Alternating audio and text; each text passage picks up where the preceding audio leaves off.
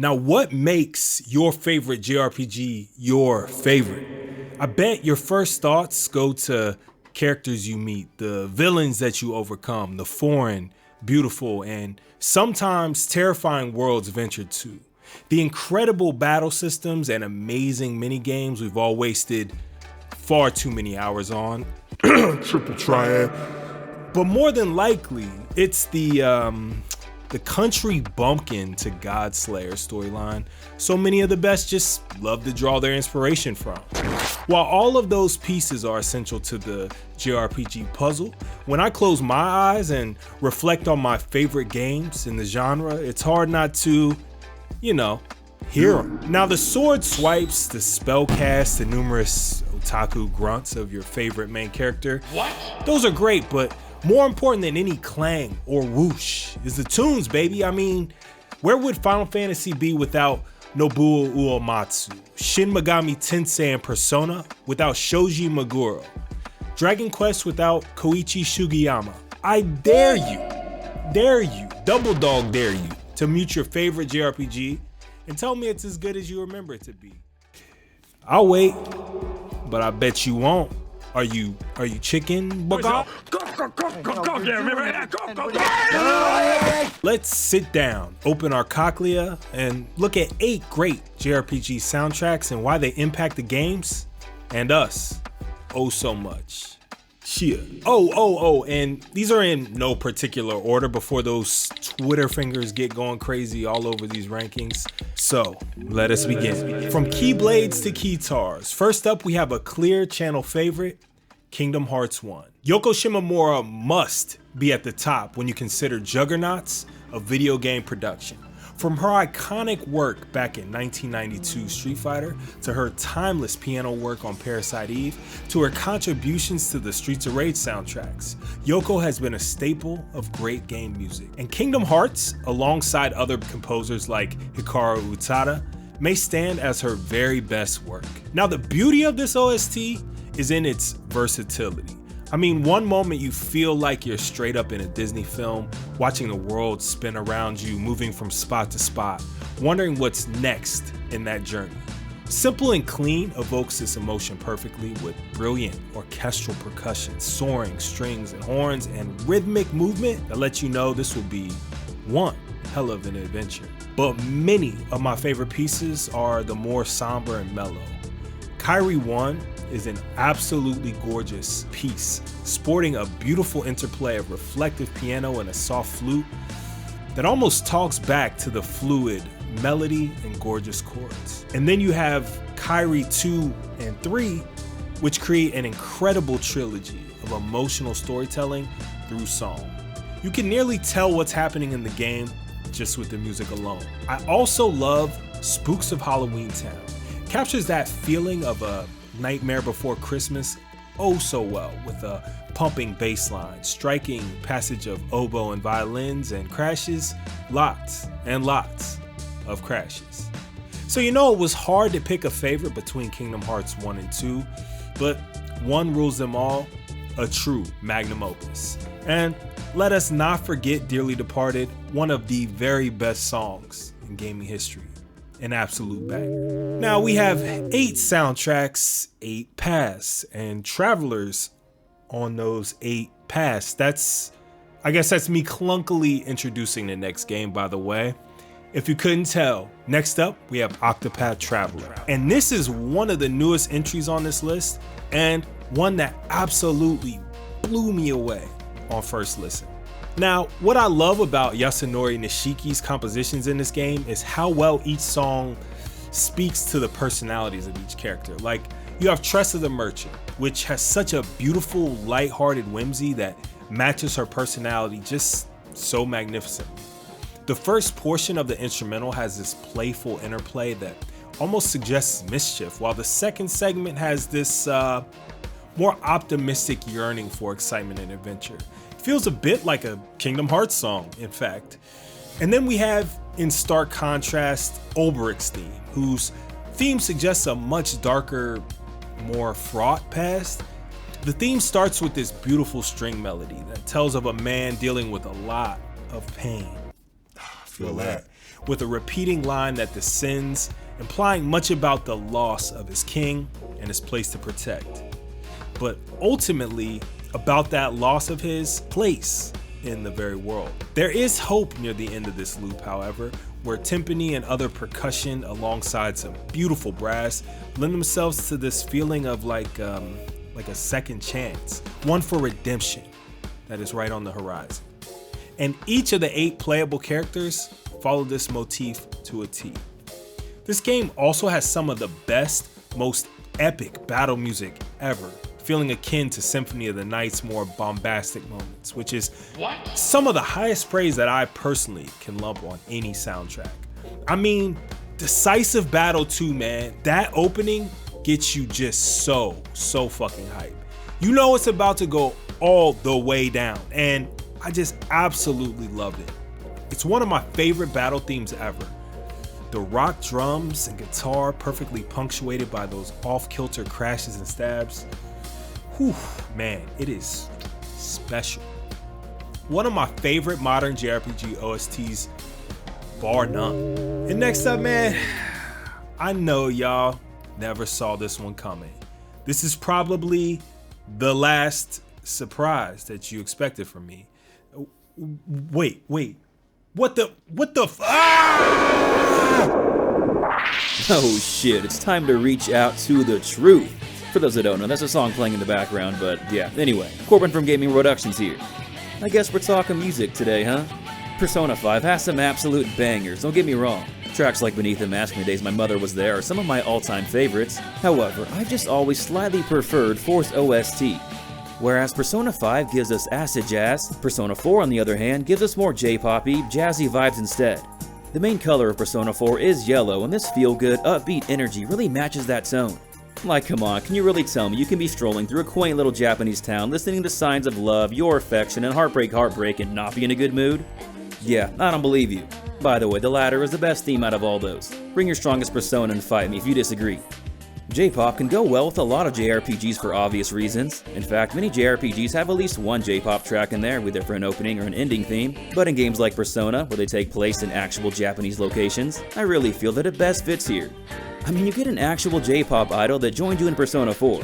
It's just the perfect vibe here. Besides those that I've already mentioned, some of my favorite tracks in this game include New Days, the title screen theme, Corner of Memories, the ending theme Nevermore, and the dungeon theme Heaven. Holy shit, actually it's inappropriate given the name, but dude, Heaven is so good. The first time I heard it, I just wanted to stop what I was doing and vibe out. What's pretty ironic is that, well, no spoilers, but this is the one part of the game you don't want to stop and want to rush through it as fast as possible. Well played, Atlas. Anyway, I could gush about this OST all day, so let's just end it here. It's just so catchy and one I find myself playing in the background often. Like you can't not be happy listening to this going about your day. You guys will hear me later in the video for one more spot, so yeah, until then.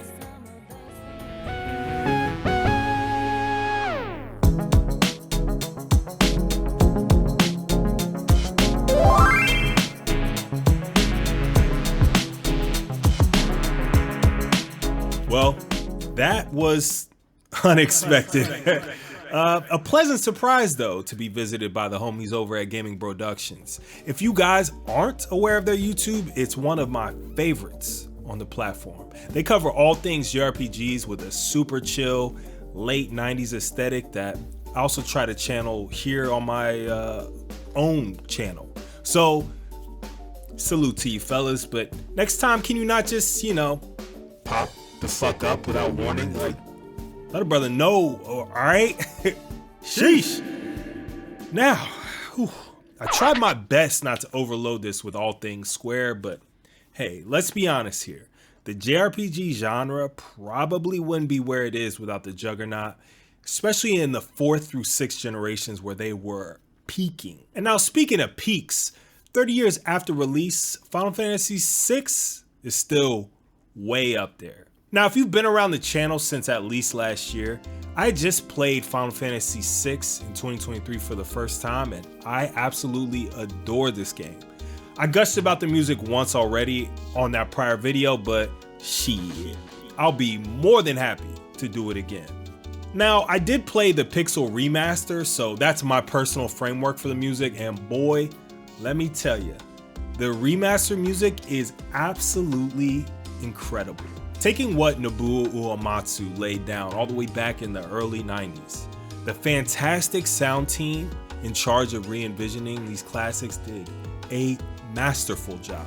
Tracks like Shadow's theme fit the character like a ninja glove with this mysterious, like, I don't know, almost Tarantino-esque Kill Bill Western vibe, replete with whistles, twangy guitar, and down-tempo drums. I don't know what it is about this particular track, but the second I heard it, I fell in love with it. It's so unique in the JRPG space. Troops March On tells you everything you need to know about that nutty-ass clown with military drums, giant percussion, sinister brass, strings, and a clever counter melody weaved in. And then you have the airship blackjack, which could be even mistaken for like a game show theme from the 80s with its bright horns, driving beat, and literal soaring strings. The way the second phrase of the hook layers some slick little synth lines didn't get past this year either. Now overall, Final Fantasy VI stands as one of the greatest achievements not only as a game, but as a musical powerhouse. And yes, before you guys ask, I do like this game more than Chrono Trigger. I know. Different strokes for different folks. I better start talking about the next game before y'all try to I know you wanted me to talk a bit of shit here, but honestly, they're both masterpieces. You can't go wrong with either. With that said though, Chrono Trigger, man, come on. Hironobu Sakaguchi, Yuji Horii, Akira Toriyama, Yasunori Matsuda, the frickin' Dream Team? Because of another entry later in this list, I guess I'll let it slide though. My household was a Sega then Sony household, through and through, and mostly remains so until this day. So since getting my Switch back in 2020, I have had the chance to experience some excellent Nintendo properties and IPs that I missed out on entirely. One of those is Fire Emblem, and Three Houses was so goddamn good that I beat it with every single house. Now, as one of the best strategy role-playing games that I've ever played, it also had one of the best soundtracks I've ever been able to wrap my little cilia around. Yo, just imagine literal cilia wrapping around music. I swear I'm not high, at least right now. Now, composer Takeru Kanazaki, Hiroki Miyashita, and Rei Kondo deserve some sort of an award. So with that in mind, here's my makeshift award for greatest strategy role-playing game soundtrack, ? Stick around and find out. Now I could talk about numerous tracks on this OST, but Fodlan Wins During the Rain is one of the most hyped battle themes ever. It's like right up there with Octopath Traveler. The second you hear this song start up, shit man, you know it's about to go down. The track opens with these staccato strings and giant boom boom boom percussion hits, giving way to piano passages and horns that provide a rise like none other. But then you hear the cymbal roll and like this, I don't know, almost EDM like buildup that gives way to, oh my god, the way this shit drops, y'all. It gave me chills almost every time I heard it during battle. It even gave me chills preparing to write this script. It really gets you into the fight for whatever abomination or horse pulling knight is in your way. I just love the movement of the song so much that I could probably write an entire video about this track alone. Now, if you're interested in that, maybe I will. But the beauty of every battle theme in this game is that there are variations per battle phase. They have very similar sounds, yet distinct timbres. For instance, the Thunder variant happens during actual combat playing out and has a more subtle movement with more muted instrumentation and heavier drums. Roar of Dominion is equally as dramatic with siren-like horns punctuating these powerful strings and even more powerful drums that roll like waves crashing against land, juxtaposed against emptier space with choral work cascading over epic string sections that build back into something even more significant. This song seems to like never end either. It has so much variation and movement throughout the entire thing. But what stands out in this OST is how well mixed every element is. As a producer and an engineer, mixing does not sneak by me, and this album and every song on it is so well put together.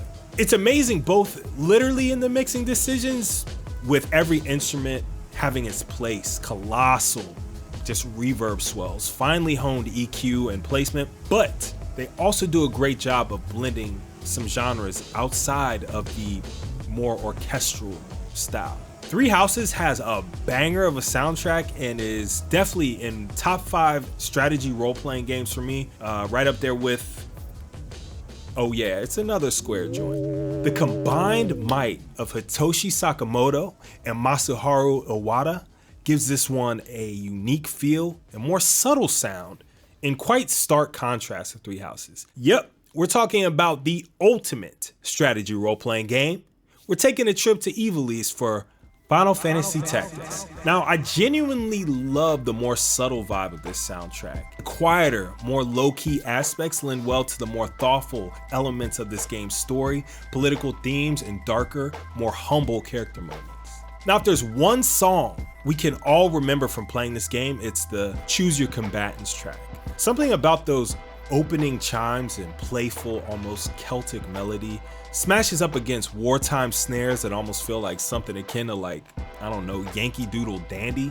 Like we're about to line up to roll out. It really nails the essence of that feeling perfectly. Now, Delita's theme perfectly captures your former colleague turned rivals fall, rise, and fall again. The relationship between Ramza and Delita is one of my all-time favorites, and this waltzy, melancholic 3/4 theme that stumbles between passages feels right on brand for our good buddy D. Now, of all the tracks on this soundtrack, The Pervert may be the most interesting. I mean, not only is it permanently emblazoned in my head because of the associated fight with Valius, yeah, I got stuck on him before gods existed. Whew, I wish I would have let my brother get ahead of me that one time, but of course. But it almost has this, like, I don't know, horror movie tilt to it. Those screeching Flight of the Bumblebee style synth lines sitting atop pulsing bassoons and other horns feel so unsettling and honestly kind of scared me a bit when I was a little kid. And of course you were standing right across from that goddamn ram-headed Goro-armed bitch. So anyway, Antidote is soothing, at least. What a great track that one is, right guys? I love how it reuses a motif similar to the character selection theme. Oh, and I mean, Thunder God Sid's theme slaps. Plus, he's like the most broken character in any JRPG. He deserves a heater like that. So yeah. I saw you coming this time. You won't sneak up on me again, but I will allow you to give the people one more game. The floor is yours, bros. So, there are so many games I thought about including here. This was a really tough decision for me. I mean, there's the Chrono games, other Yasunori Mitsuda work like Xenogears, various Falcom games like Trails in the Sky, and Breath of Fire 3 has also always been a personal favorite of mine due to its jazzy vibes. However, many of these OSTs are very popular, for good reason of course, and already have like hundreds of thousands if not millions of views on YouTube. The OST I selected here is criminally underrated as some of its best tracks barely have like 10,000 views. If you're familiar with the game, you've already recognized a song in the background. Yes, the last game I'm going to talk about today is Wild Arms 2.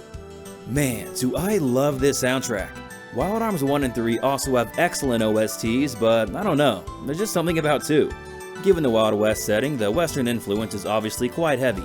Like dude, the opening with the trumpet, so good. Maybe the best trumpet I've ever heard in my life. The second opening has awesome music too, but I do prefer the first. The world map themes are really good as well. The first one just does such a great job at capturing that wandering through the Wild West vibe. The last world map theme though gives you this heroic, triumphant feel instead. Learning what it means to be a true hero is a big theme in this game, so this is very appropriate. Many tracks in general just sound very heroic. Like playing through this game, you really feel like a hero. It just makes exploration and traversing through dungeons that much more engaging. Speaking of, I'm not usually huge on dungeon themes, but the track from the Withered Ruins is easily one of my favorite dungeon themes ever. I don't think techno's the right word, but yeah, I don't know, it's kinda got like this techno-y, western-like sound. However you describe it, I really like it. The town themes are also quite good. The town where the western wind blows is another one that ranks as one of my favorite town themes ever. It's so cozy and relaxing, I love it. Another thing that I love about this OST is that it gives us multiple vocal tracks. There's the opening theme and the ending theme, but then there's also vocals that play when you save and quit your game, and during the final moments of Disc 1. The latter features a Japanese a cappella group and man, it's so good. When we featured it during an intermission in one of our videos, we got so many comments asking about it. Anyway, I'm gonna be here all day if I keep going. I think you guys get the idea of how I feel about this OST. Thank you Michiko Naruki for composing this amazing music, and thank you Paul, or TheGamersician, not really sure what you want me to call you as, for having me in this video. It was a good time talking music. Now, wherever you might fall on the Chrono Trigger versus Final Fantasy VI debate, I can say with 100% unequivocal tenacity and fervor, no single JRPG OST is more superb than this next one right here. Yasunori Mitsuda is the GOAT for this one. It's Chrono Cross, guys. I mean, come on. You know it's a rap from the moment you hear the rousing, thunderous strings on Scars of Time. The aesthetic of Chrono Cross is one of like an island vibe for large swaths of the game, and the music plays with that theme beautifully. Now, Plains of Time has this more rhythm flow with steel drums, guitars, and beautiful callbacks to its older sibling. Dances with Lizards again plays with a style of music that's not often heard in JRPGs, with like a reggae-esque bounce, groovy bass lines, and playful instrumentation. Hearing the Chrono Trigger victory theme with a full orchestra is a thing of beauty. Though, ironically enough, the game's battle theme, Whirlwind, is often maligned. I always thought it was like, I don't know, just okay, with interesting uses of time signature, perfectly in line with the game's themes, including a 9-8-3-4 and finally resolving to 4-4. It's a short loop, it's only about 50 seconds I think, so you hear it a lot and it can be grating. Pretty unfortunate that one of the worst songs happens to be the battle theme, but you know, such is life. My personal favorite track from the OST is Chronomantic. This incredible track combines so many leitmotifs shared between this game and Trigger with, again, a very island vibe and rhythm. The steel guitar, strings, and marimba, as well as the subtle and moving percussion, create such a goddamn vibe.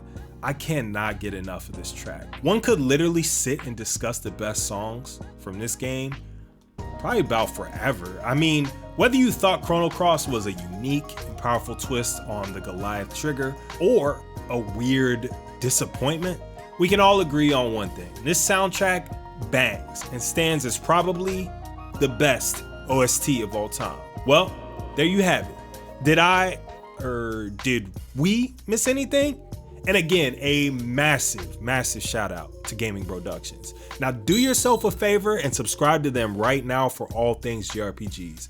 They really do amazing things and deserve all the eyes that they can get. But yeah, that'll do it for now. So check out these videos here, and I hope y'all have a great day. Your boy will catch you on the flip side. Peace.